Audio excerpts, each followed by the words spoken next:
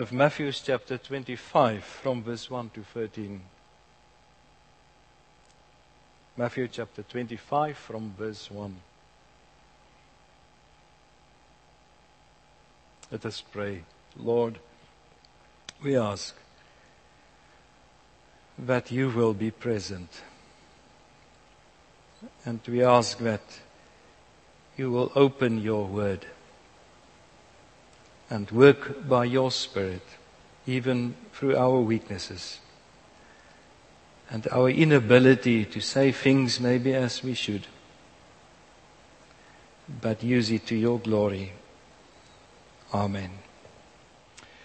At the time, the kingdom of heaven will be like 10 virgins who took their lamps and went out to meet the bridegroom. 5 of them were foolish and 5 were wise. The foolish ones took their lamps but did not take any oil with them. The wise ones, however, took oil in jars along with their lamps. The bridegroom was a long time in coming, and they all became drowsy and fell asleep. At midnight the cry rang out, "Here's the bridegroom. Come out to meet him." Then all the virgins woke up and trimmed their lamps. The foolish ones said to the wise, "Give us some of your oil, our lamps are going out." "No," replied they, "there may not be enough for both us and you. Instead, go to those who sell oil and buy some for yourself." But while they were on their way to buy the oil, the bridegroom arrived. The virgins who were ready went in with him to the wedding banquet, and the door was shut. Later the others also came. "Lord, Lord," they said, "open the door for us." But he replied, "Truly, I tell you, I don't know you. Therefore, keep watch, because you do not know the day or the hour." This parable of Jesus is taken out of the great discourse, the prophetic discourse he had in Matthew chapter 24 and 25 on his second coming. He's telling his disciples and the people that he's going to come again. And there will be certain signs of his coming. And in the light of that signs and the fact that he's coming, he wants the people to be ready when it happens. And when you read through this discourse and when you read Revelations and other parts of Scripture, you will see that the world is not going to get better. If that is your expectation or my expectation, it's wrong. It won't happen that way. We can do whatever we like. This world is going to get worse, not better. If you follow the prophecies in the Bible. And the disciples, when they heard this, wanted to know about the time of the second coming. But Jesus answered and said, "The day and the hour no man knows, nor the angels, but the Father only. And his coming will be unexpected, suddenly. And therefore, he calls on the people to prepare." The other part, Paul is saying, it will come like a thief in the night. You won't expect it. It's the second coming of Christ. But even our own death, because maybe it speaks about that as well, the second coming of Christ, and our own death. No one can predict it. No one knows when it will come. It can be very sudden. Can be even be in a time of great joy. Now, the first time Jesus came to the world, and we're thinking in the Christmas time about that, the world was not ready.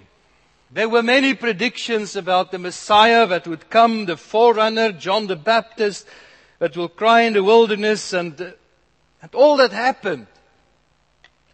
But the people were not ready to receive Christ. He came to his own, But his own people knew him not and did not receive him. And in this parable, in Matthew chapter 25, Jesus warns the world that it must not happen again. Watch out that this won't happen again. And this is a very simple parable, not complex. It teaches us about the coming of Christ. What one day He will come again, as He did on Christmas Day. But in Christmas He came to save, and when He comes again, He will come to judge. But He said, be prepared. Be prepared. That's what this parable is all about. And it's saying there will not be a second chance. There will not be a second chance. The scene of this parable is a wedding. Now in Palestine, in Israel, in those villages, the wedding was one of the greatest events they had. A social celebration of people who knew each other. All the friends and family were involved. A time of happiness and celebration. And the Jewish marriage had three elements in. The first was the arrangement between the two fathers of the bride and the bridegroom to be, and the official contract between them, between these two fathers. That was the context. They had a marriage. And marriage is God-given. It's in the Bible. Nowadays people stay together. That's not biblical. Marriage is biblical. And that's why they did it. But the Jewish one was a bit different. The second phase was when they were officially making vows to each other. And it was seen as so binding that when the husband would leave the wife, it would be reckoned as divorce. And even if the husband died, the wife was considered a widow. They haven't even lived together at that stage. But then the last stage was this period, what this parable is speaking about.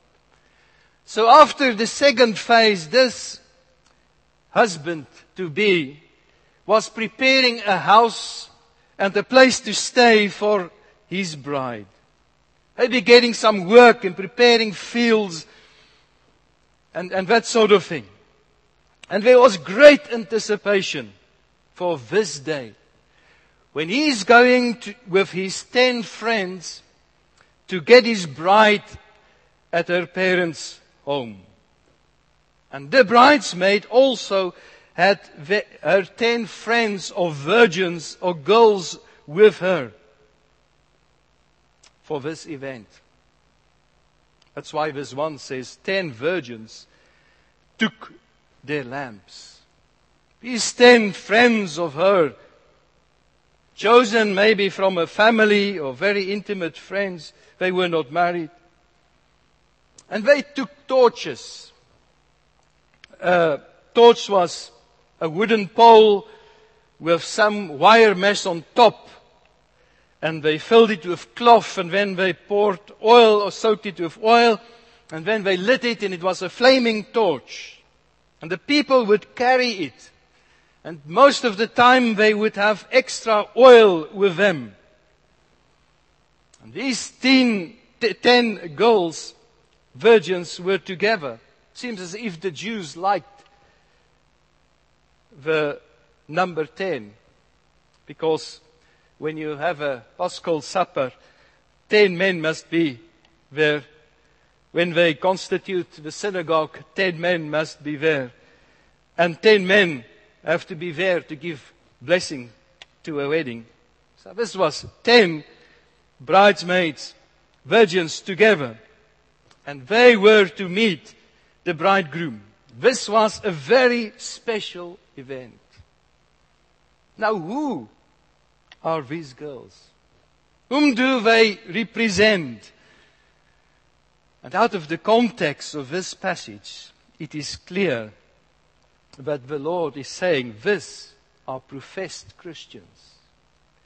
These are, we can say, the church, the people who say they belong to Christ. They are gathered with the other Christians together. They are even waiting for the coming of Christ. They are the people who say they know Christ. They have a profession. They have the torch. The torch was the symbol, or maybe was the wedding ticket to attend the wedding. They call themselves Christians, but haven't got grace in their hearts. 5 of them. J.C. Ryle writes, it is a humbling picture. After all preaching and prayers, after all visiting and teaching, after all missionary efforts abroad and home, many will be found at last dead in their sin. But many professing Christians will never have had a sense of sin and conviction of sin and love towards Christ. Outwardly there was the profession, the singing of hymns, the reading of the Bible, the attendance of church services. The outward marks that they are carrying a light, a torch. But there was no inward grace. There was no inward grace. They are looking all the same outwardly. All the 10 ladies look the same. But verse 2 says 5 of them were wise and 5 were foolish. To be wise, thoughtful, sensible, prudent. 5 were foolish, moros, which we get the word moron from, or stupid. They were different. Outwardly, no distinction. But inwardly was the difference. Some commentators said that God can look to a company of worshippers assembled together, and that one of part of them know Him by heart, are His own, and the other are lost, without Christ and without hope. So the difference between these 10 virgins were also that 5 of them were prepared and 5 not. Verse 3 and 4 says, they that were foolish took their torches and took no oil with them, but the wise took oil with them. The fools had no oil with them. There was no preparation. All their religion was on the outside, external. No genuine preparedness. No saving grace. No real honoring of Christ. The difference was in their hearts. And what Christ is saying here is happening through all ages. It happened in the past, it's still happening, and will be in the future as well. But there will be many people professing to be Christians. Only have the outward form of godliness. As Paul says in 2 Timothy 3 verse 5. But without its power. There's no real life. They can say all the beautiful things about Christianity. Use the words. But not the life. The life is not present. And that's what Jesus is warning the people about. And Jesus repeated this message many times. Many times. Because it's so common. It happens so very often. Verse 5 says, the bridegroom was a long time in coming, and they all became drowsy and fell asleep. The bridegroom was not coming on the time they expected, and they all fell asleep. The sleep is not condemned because the wise and the fool, both of these groups fell asleep. That was not a problem. We have to go on with our work. We cannot just wait on a mountain for the second coming of Christ or for the day when we die. No, you continue with your work while you are waiting. But the difference is that the unprepared didn't care to prepare for this occasion. The wise prepared for this time. The foolish people didn't use their opportunities. There are many opportunities to prepare. You have a Bible to read. You've got a church to go to. You can go to Christ. The opportunity is there to gather your oil. But the foolish ones did not. Verse 6 says, at midnight the cry rang out. A strange time. But at midnight, the unexpected time. Here is the bridegroom. Come out to meet him. What a moment that must have been. They waited so long for this time. And they woke up, all of them, and they trimmed their lambs. But then, the foolish ones, they see they haven't got enough oil. They haven't got enough oil so that their lamps could be burning when the bridegroom is coming. At that moment, they recognize they were never real Christians. They never really responded to the gospel of Christ. They had no internal grace. There were no light in their lives. Verse 8 says, the foolish one said to the wise, give us some of your oil. Our lamps are going out. But they say, we cannot. We cannot give our oil for you. Meaning, you cannot transfer salvation to someone else. If a father is a Christian, he cannot transfer his salvation to his children. They have to believe themselves. They themselves have to respond to the gospel of Christ. And that's the importance here. They asked why. They said, no, we cannot. You are responsible for your own salvation. You must make your life before God right. You cannot grab someone at the arm and drag them into the kingdom. You cannot share your oil. You yourself have to bow on your knees and confess your sins and repent and believe in the Lord Jesus Christ as your Savior.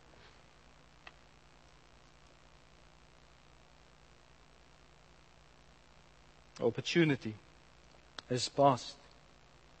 The oil was plenty previously, but now no oil was available. The sellers of the oil was gone. The scriptures, the teaching of the Bible was gone.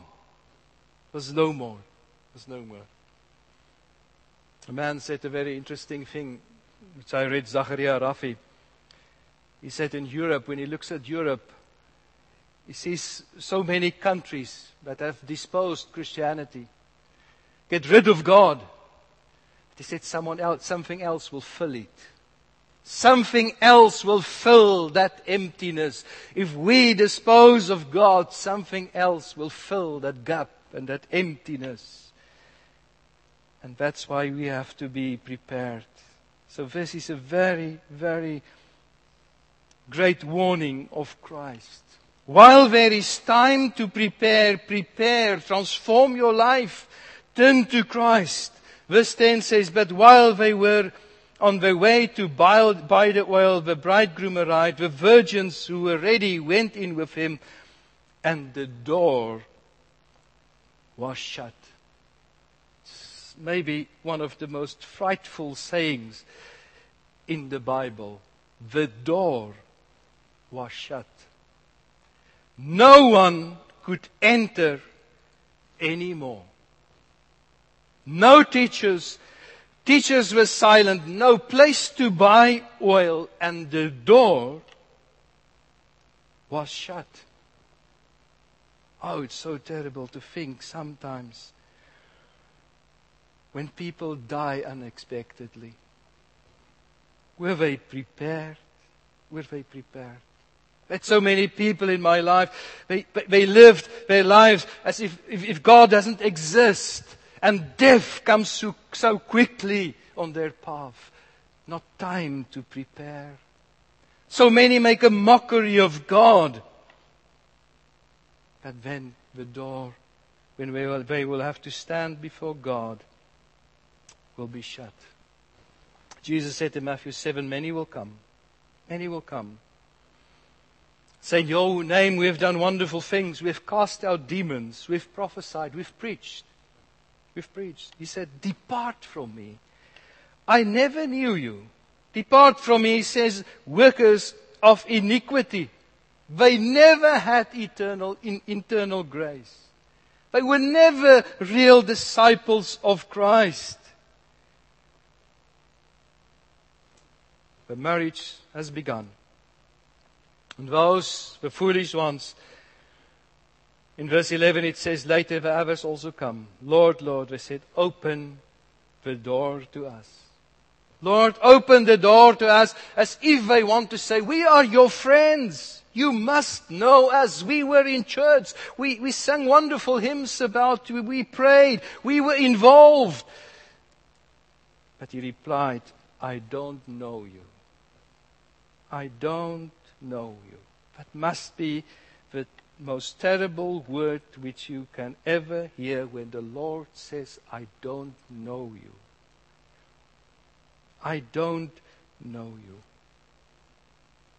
Dear brothers and sisters, I think this is a tremendous parable, a warning to us, calling every one of us to make sure, am I a real disciple of Christ? Have I received real grace through faith, or am I a fake? Verse 13 said, therefore, keep watch, because you do not know the day and the hour. And Jesus says to his disciples, to his inner circle, he said, be prepared, be watchful. You do not know the day or the hour. You don't know the hour of his coming, and you don't know the hour of your death. No one of us can predict that. But Jesus said the important thing is be prepared to meet your Maker, as Amos said. Be prepared. The door is still open. The door is still open. What a wonderful message, the gospel message. The door is open. You can still buy oil. The Word of God is still there. Jesus Christ, who died on the cross, is still there to receive us with open arms. Let us come. Let us buy the oil, because one day the door will be shut. It will not be possible. There will come a time, says Jesus, when it won't be possible anymore. May God grant us the grace to experience real grace through faith in Christ. Amen. Let us pray. Lord, we thank you that you are coming again, because we live in a terrible world. And we really look forward to the day when you will make everything new. And that is our hope as Christians. But how terrible it must be. More terrible than any war or any suffering. If we must one day hear the words from you, I don't know you. That must be the most terrible thing to hear. So grant us the grace, Lord, to buy oil while it is still available. As you said in your word, come unto me, all ye that are hungry, all ye that are thirsty. You can receive it freely by grace. Help us to do it in Jesus' name. Amen.